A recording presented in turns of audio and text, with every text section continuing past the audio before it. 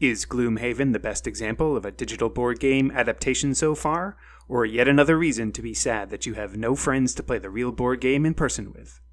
Watch on and find out.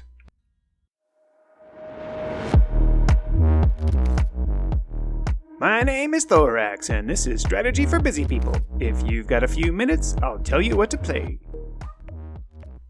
In this installment of Strategy for Busy People, we're returning to digital board games and looking at Gloomhaven by Flaming Fowl Studios. I've got about 3 hours in this game. I like board games. I really do. I am even fortunate enough to get to play them with other real humans in person, and those humans aren't my mom. I'm serious. I like Euro games, too. Sometimes they are too complex. Sometimes they take too much time. Teaching friends the rules for a complex and time-consuming game that they've never played before always sucks. So shouldn't digital, computer-based board game adaptations fix all of these problems? Well, yes and no. Gloomhaven is just that, a digital, computer-based board game adaptation of the board game of the same name. It takes an interesting deck-building-ish game mechanic, adds some lovely computer graphics, tries to wrap it in an RPG-like storyline, and expects it to be good. Is it good? Tell me what you think in the comments. I'll tell you what I think. Gloomhaven is good, but it's just not the game for me. Anytime I struggle with tutorials, it's unlikely to be a good sign.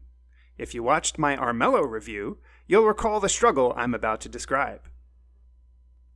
While the tutorial does a good job of ramping you in, introducing you to the game mechanics, and explaining a bit of the universe, the real game is quite a stretch from where the tutorial leaves you.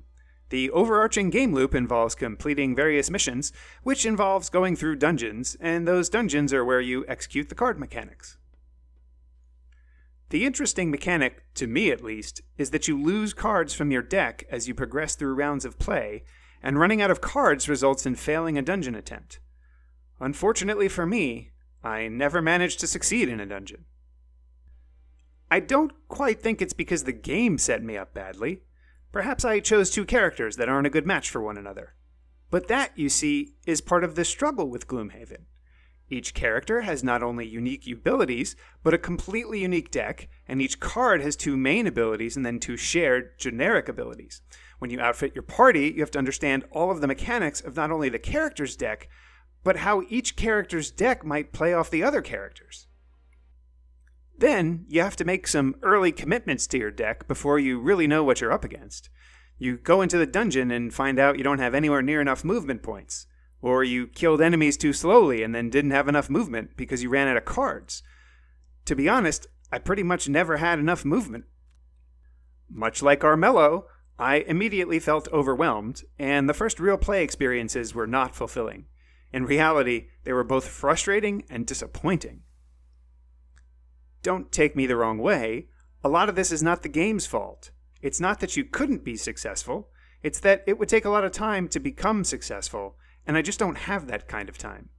Okay, I could have that kind of time, but if I spent the amount of time required to learn all the card interactions and come up with a good party and make good card choices and stick it out through all the dungeons, I wouldn't have time for any other reviews. And I know you want more reviews.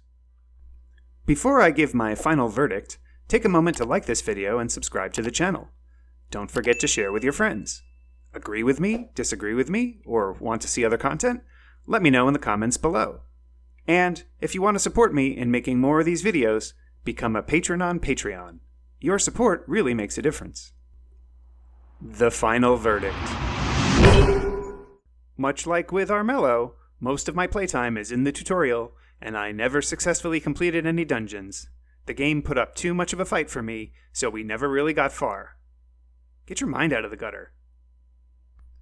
On my trademarked 3-point score scale of avoid, meh, and I forgot to eat, I didn't even miss snacks for Gloomhaven, but not because it is a bad game.